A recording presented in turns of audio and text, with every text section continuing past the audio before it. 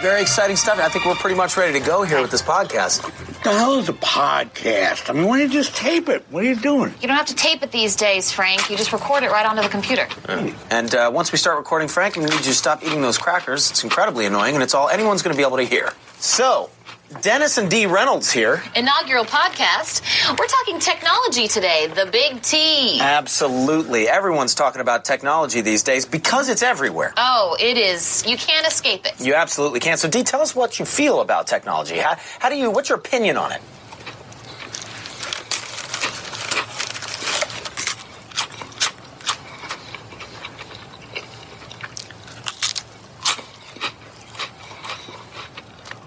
Hi, I'm Andy Luke, and you're listening to the Drew and Luke podcast, a new monthly show about writing telly, film, comics, novels, whatever.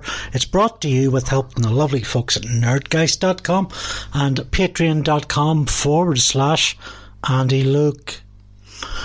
This podcast is going out on August 4th, 2020, the 15th anniversary of my favourite television show, It's Always Sunny in Philadelphia. I want to tell you why I rate it so highly in the hopes you'll be enticed to mainline it. And for those of you who are already Always Sunny junkies, there'll be plenty of Charlie works and chances for smug, narcissistic smirks. Heyo! I came to Sunny around 2012 after a creative high point in my life.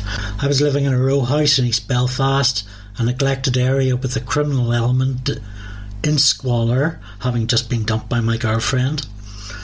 My time in the spotlight was snuffed out quickly, it became apparent, as events I ran crashed, including a festival happening during the Belfast flag protests, when the folk of the bustling city centre were cleared away like a coronavirus outbreak.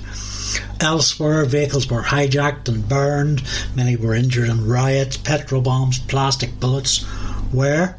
5 minutes walk from my home.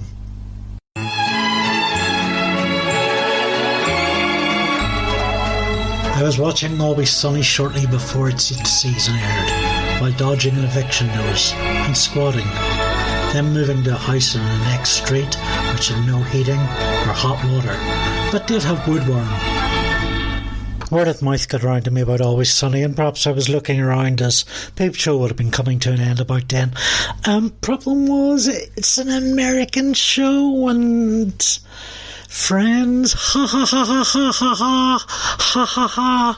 Even Seinfeld, with its occasional smart observations, was kind of suffocated by network studio lavishness, I thought. So with stranger danger in mind, I went to Wikipedia.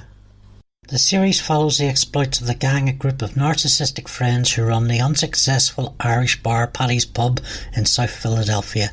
Twins Dennis, Glenn Howerton and Deandra, Sweet Dee Reynolds, Caitlin Olsen, their friends Charlie Kelly, Charlie Day, and Ronald McDonald, Rob McKinley. And from Series 2 onwards, Frank Reynolds, Danny DeVito. Each member of the gang displays unethical behaviour and traits such as excessive drinking and drug abuse, dishonesty, cruelty, selfishness and egotism, hatching elaborate schemes, often conspiring against one another and often for personal gain, vengeance, or simply the entertainment of watching another's downfall. They habitually inflict mental, emotional and physical pain on each other and anyone who crosses their path. They also regularly use blackmail to manipulate one another and others outside of their group. They will dump one another for personal profit or gain. They'll usually return to their group dynamic of toxic codependency, yelling at one another, disgusting, shocking, crack cocaine, pretending to be mentally challenged to qualify for welfare, attempted cannibalism, kidnapping, blackface, eavesdropping on people, eating inedible items, huffing paint, foraging naked in sewers, plugging wounds with trash, grave robbing, and stalking their crushes. Charlie, he traded his capital investment in the pub for half a sandwich. Substance abuser, lives in squalor with Frank in a vermin-infested apartment. Glenn Howerton, easily the most psychopathic, superficial, hypersexual, selfish and abrasive. Mac, the sheriff of Paddy's, because he frequently attempts to demonstrate his toughness. A Roman Catholic, though he often espouses strong Christian fundamentalist opinions, despite his often amoral behaviour. Dee Reynolds, often the butt of the gang's joke, constantly for approval and attention from her peers. Dee set her college roommate on fire. Danny DeVito is Frank Reynolds, a successful businessman who has since embraced his feral nature, compulsive gambler. He always arms himself and often snorts cocaine as part of his daily routine. Yeah, I could get into this. The episode titles also leaped out at me. From season 1, Charlie wants an abortion, underage drinking a national concern, the gang finds a dead guy. From the opener, the gang gets racist. The dialogue is multi-layered, thick and fast. The tone is one of treating the audience here as equals, expecting passionately that they laugh often. The theme tune and transitional musics by Heinz Kessling were possibly at the time of production public domain. The opening credits, just city landmarks. The main set, Paddy's Pub, has no frills. The Hidden Away pilot was filmed on a $200 budget. Many episodes retain a low budget look, but a well realised one. The pacing carries an unmistakable chemistry between the lead actors, 3 of whom were already close friends, co-writers and producers of the show. Many supporting roles are also filled by their friends. These elements are key in why Sonny attached itself so deeply to me. The idea that if my creative friends and I could get off our asses and organise, we could do something like this. Punk movement, be the change, whatever you want to call it. We just needed to do it with commitment and work. Watching it was my break from suburban hell. Whilst the characters of Sonny are a disgusting bunch of perverts, fraudsters and idiots out to attach themselves like parasites to you, predestined to prey on each other, dragging the bar for quality lower and lower until the standards of the earth swirl down the toilet sewer, this is not just shock value comedy. In the making there's a strong undercurrent of love, of humility, of no bullshit, of health.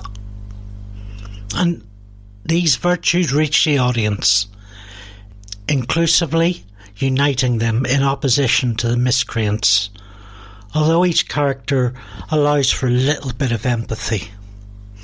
You can see the early growth of family and community that 15 years later would have half the cast married to one another and breeding.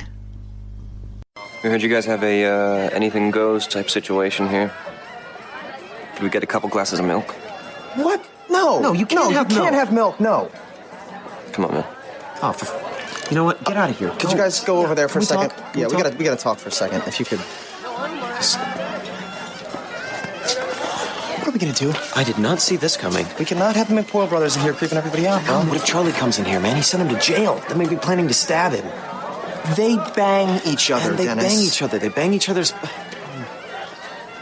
right, let's set up a couple rules. We'll set up a couple rules. Always Sunny is a creative success from the outset, but commercially, not so much. The addition of Danny DeVito in Season 2 was the best possible answer for network FX. The transition is in some ways seamless. DeVito could only contract for 20 hours on set for 10, 25-minute episodes. But it's only really apparent in maintaining the low-budget vibe, for on screen he's quickly established as lead cast member. DeVito plays Frank, father of Dee and Dennis, a successful businessman looking to retire with as much shame as he can muster, and in terms of story, everything is ramped up a gear. The already immoral gang are flushed along by Frank's hedonistic excess. Frank opens doors to a country club where he pimps his son out for sexual favours to wealthy spinsters. He funds a gang's sequels to Lethal Weapon films, and many trips to Guagino's fine Italian restaurant. Seasons 1 to 8 are widely considered Sonny's classic years. There's one episode among them that doesn't deliver splendidly, but on the whole they're near perfect. A Very Sunny Christmas, for example, an extended feature fitting in a Meta Dickens carol, and 2 of the funniest scenes ever to grace TV. I watch it every year. The Night Man Cometh took Sonny's forays into music to cult, classic and musical, backed up by layers of story and character psychology.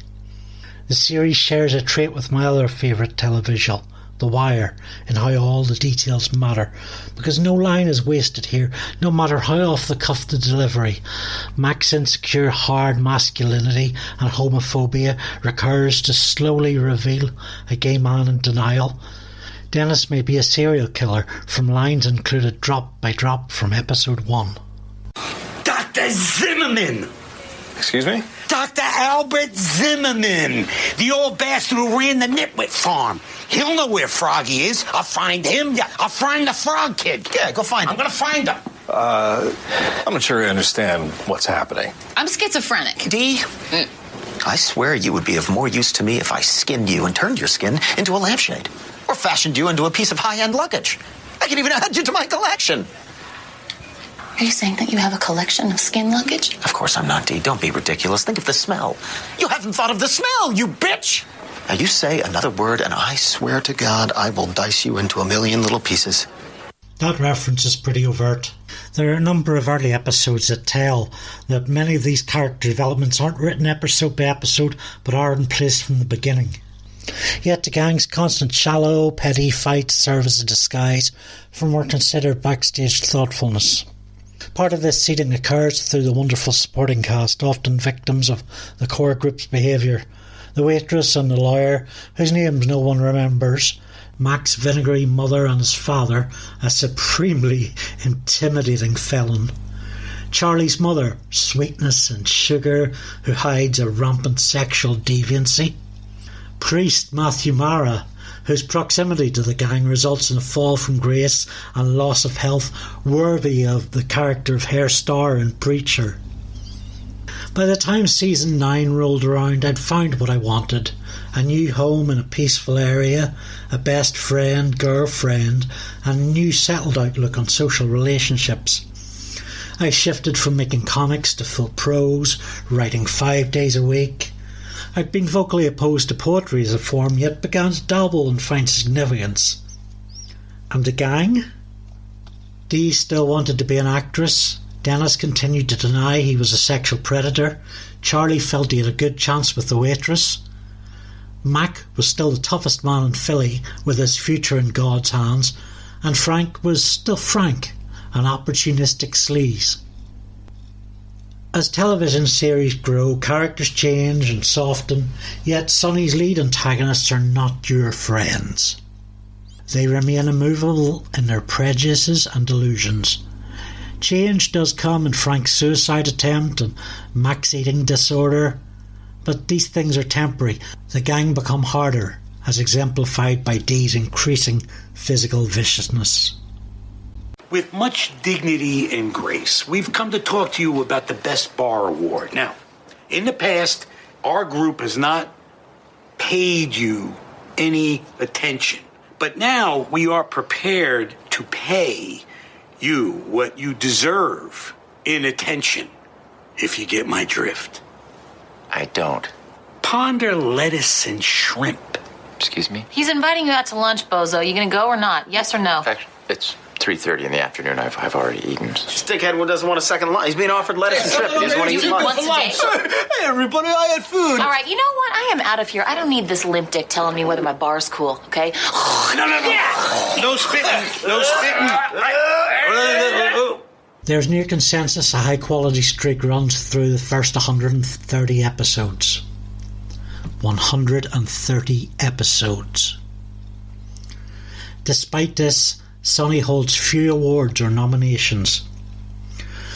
There were multiple instances of Emmy worthiness, not least Mac's coming out at the end of season 13, a landmark in television history, executed as a beautiful operatic ballet. Part of the challenge in evangelising for Sonny is the show's deliberate targeting of red-button issues, that shock factor. This trait didn't hurt South Park as it warmed up for the 2000s gross-out burnout of American Pie and Jackass. We laugh at the people of Paddy's Pub rather than with them. The creative path is one of heart. Amongst the transgressive posturing is progressiveness on race, sexuality, reproductive rights, gun control and mental health. Part of the hard sell is the drop in quality of the last 2 seasons. This was a long time inevitable, as it's tied as the American live-action sitcom with the most seasons on air. The series' creators, McElhenney, Howerton and Day, are still on board and active, along with Season 2 writer and actor David Hornsby, and Megan Gans, serving as writer-producer. McElhenney, Day and Gans recently created Mythic Quest, a softer comedy about the gaming industry and an absolute joy. Their loyalty to innovation is a recurring feature of Sunny, as recently seen in the Cine Noir experiment. The janitor always mops twice, and if shooting resumes, will present a few modern classics. Netflix and Hulu host all but the 5 episodes they removed in order to tap free advertising from the deaths of Breonna Taylor and George Floyd. That's as fucking disgusting as any of the gang's schemes. With the 150 odd episodes, there's a wealth of Always Sunny material online. You can find bloopers, deleted scenes, an extensive collection of promo films and designer posters. One of my favourites is the hour-long version of The Nightman Cometh Live, with new songs. There are also great video essays by Ryan Hollinger, Wisecrack, Legal Eagle, and Tropic Mephisto, and others, as well as some great communities on Reddit, YouTube, Twitter, Facebook, Discord, so many places. 4 years ago I went self-employed as an author. It's been a struggle, but I've gotten editing and research commissions. My 3rd novel is coming out next year and I've put everything into it. Always Sunny is a great example of entrepreneurship, which came from people without industry connections, people like me and probably you. It continues to satirise a modern toxicity which presents itself as above satire. It shows that you can sell out and still keep your principles. Got it! Got what? The best song! I wrote the best song! It's amazing! Get with the program, Yes, all right? Charlie. Please, we're all clamoring to hear. Whoa, they say the world's your oyster, man, but oysters ain't for me. You're the belle of the ball, but you ain't my cup of tea. They always vote you best in show, but this doggy disagrees. 'Cause I like life in Patty's Pub. Okay. There's a place for me, it's the place I go, where the beer is cheap and the lights are low. It's Patty's Pub. I like Patty's Pub. Let the record show the greatest place to go is that bar called Patty's Pub.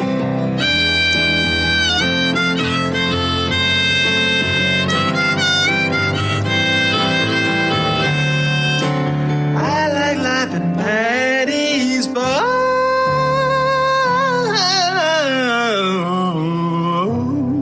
My goodness. You guys really like it? You're not just walking out of here. I tried to go right down the middle, middle Yes. America, Randy Newby. Yeah, I didn't catch any rape references. Nothing about spiders. Nothing about ghouls. You've been listening to the Drew and Luke podcast. It's been distributed by Dave Cromie at nerdgeist.com, a great site focusing on entertainment and culture, packed with reviews, features and interviews. We're on Twitter at NGeistOfficial and Andrew Luke. Finance and esteem is provided by supporters of my Patreon, where for only $1 you can get a monthly cornucopia of prose, poetry and comics, as well as early access to this monthly podcast. That's patreon.com/Andy Luke. Thank you. Thank you. You said the podcast would be ready in July. As well, of course it's disappointing. 100% I won the 2011 Unlimited Millennium Award. I was in a book not satisfied, twice Andy. I am not satisfied. It's Always Sunny in the Drew and Luke podcast.